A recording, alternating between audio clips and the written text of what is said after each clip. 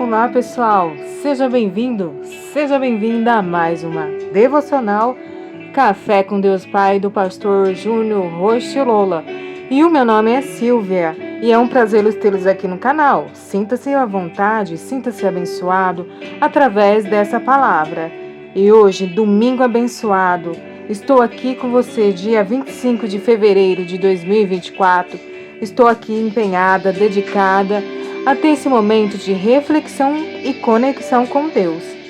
Fica comigo até o final, pois Deus irá falar ao meu e ao seu coração. 25 de fevereiro. Quem é bem-sucedido sabe receber, celebrar e repartir. Devocional 56 de 366. Leitura bíblica Marcos 4. E a palavra-chave de hoje é colheita, e as anotações que irei fazer. A palavra-chave de ontem, pessoal, foi equilíbrio. E hoje nós iremos falar: Deus está esperando por você. Vocês não dizem, daqui a 4 meses haverá a colheita? Eu digo a vocês, abrem os olhos e vejam os campos. Eles estão maduros para a colheita. João capítulo 4, versículo 35. Uma parte muito importante da vida é a colheita, pois ela é o fruto de um trabalho anterior que envolveu o plantio de sementes, o cuidado com o solo e o zelo pelas condições de crescimento e desenvolvimento.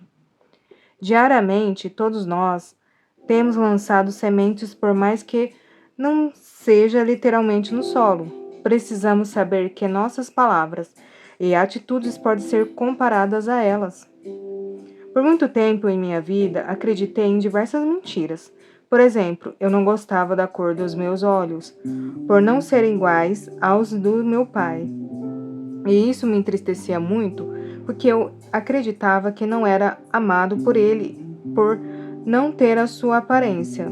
Essa, entre tantas outras sementes ruins, acabaram encontrando um terreno fértil no meu coração e geraram danos. Jesus, no versículo que lemos, faz um alerta aos seus discípulos. A salvação havia chegado e essa notícia deveria arder no coração de cada um, a ponto de ser compartilhada. Quando você assiste a um bom filme, não passa a recomendá-lo aos outros para que passem por essa mesma experiência? É um princípio importante receber, celebrar e repartir. O alerta de Jesus serve para diversas áreas da nossa vida. Muitas vezes não agimos porque esperamos em Deus, mas talvez seja Deus quem está esperando por você. Nosso compromisso é não somente olhar os campos para que o crescimento continue se expandindo, mas também arregaçar as mangas e pôr as mãos no arado para que as nossas sementes lançadas caiam em boa terra e possam frutificar. Deus tem um destino extraordinário para a sua vida. Amém? Deus tem um destino extraordinário para a sua vida. Bom, pessoal, essa foi a leitura do dia 25. Espero que você tenha gostado, tenha falado do seu coração, que possamos ter lançado sementes boas no dia a dia, nos pensamentos. Bom, agora vamos para a leitura bíblica do Marcos capítulo 4. E você que está aí do outro lado, está gostando desse conteúdo, está fazendo sentido, está sendo tocado no seu coração, não deixe de se inscrever e deixar seu like e compartilhar. Amém? Assim você contribui para o crescimento desse canal. Marcos capítulo 4. A parábola do semeador.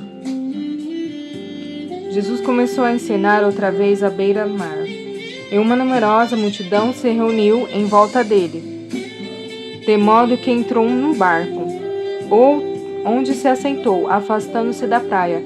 E todo o povo estava à beira-mar, na praia. Assim ensinava-lhes muitas coisas por parábolas, e durante o seu ensino dizia: Escutem, eis que o semeador saiu a semear. E, ao semear, uma parte caiu à beira do caminho, e vieram as aves e a comeram.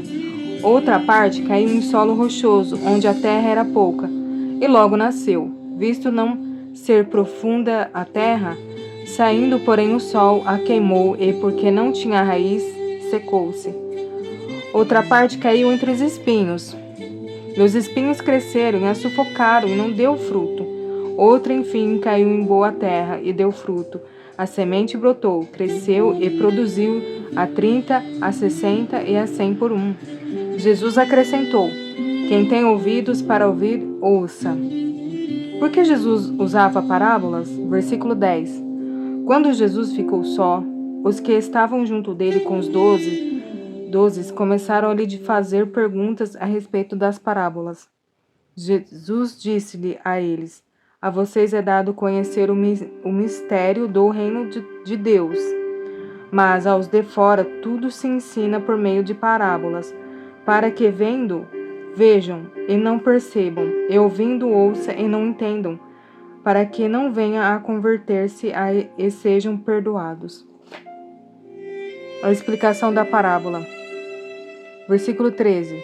Então Jesus lhes perguntou: se vocês não entendem esta parábola, como compreenderão todas as outras? O semeador semeia a palavra. Essas são os da beira do caminho, onde a palavra é semeada. Quando a ouve, logo Satanás vem e tira a palavra semeada neles. E esses são os semeados em solo rochoso, os quais, ouvindo a palavra, logo o recebe com alegria, mas eles não têm raiz em si mesmo, sendo de pouca duração. Quando chega a angústia ou a perseguição por causa da palavra, logo se escandalizam. Os outros, os semeados entre os espinhos, são os que ouvem a palavra, mas as preocupações deste mundo, a fascinação da riqueza e outras ambições aparecem e sufocam a palavra, e ela fica infrutífera. Os que foram semeados em boa terra são aqueles que ouvem a palavra e a recebem, frutificando a 30, a 60 e a 100 por um. A luz. Versículo 21. Jesus também lhes disse: será que alguém traz uma lamparina para que seja colocada debaixo de um cesto ou de uma cama? Por acaso não coloca no lugar em que ilumine bem? Porque não há nada oculto, senão para ser manifesto, e nada escondido, senão para ser revelado. Se alguém tem ouvido para ouvir, ouça. Então lhes disse: preste bem atenção no que vocês ouvem. Com a medida com que tiverem medido, vocês serão medidos, e mais ainda lhes será acrescentados. Pois ao que tem, mais será dado, e ao que não tem, até o que tem, lhe será tirado. A parábola da semente, versículo 26. Jesus disse ainda: o reino de Deus é como um homem que lança a semente na terra. Ele dorme e acorda, de noite e de dia, e a semente germina e cresce, sem que ele saiba como. A terra por si mesma frutifica. Primeiro aparece a planta, depois a espiga, e por fim o grão cheio na espiga. E, quando o fruto já está maduro, logo manda cortar a foice, porque chegou a colheita. A parábola do grão de mostarda, versículo 30. Disse mais: com que podemos comparar o reino de Deus? Ou com que parábola o apresentaremos? Ele é como um grão de mostarda, que, quando semeado, é a menor de todas as sementes sobre a terra. Mas, uma vez semeada, cresce e se torna maior do que todas as hortaliças, cria ramos, são tão grandes que as aves do céu podem se aninhar à sua sombra. O uso das parábolas. Versículo 33. E com muitas parábolas semelhantes, Jesus lhe expunha a palavra, conforme podia compreendê-la. E sem parábolas não lhes falava. Tudo, porém, explicava em particular aos seus próprios discípulos. Jesus acalma uma tempestade. Versículo 35. Naquele dia, sendo já tarde, Jesus disse aos seus discípulos: vamos passar para outra margem? E eles, despedindo a multidão, o levaram assim como estava, no barco, e os outros barcos o seguiam. Ora, levantou-se grande temporal de vento, e as ondas se arremessavam contra o barco, de modo que o mesmo já estava enchendo de água.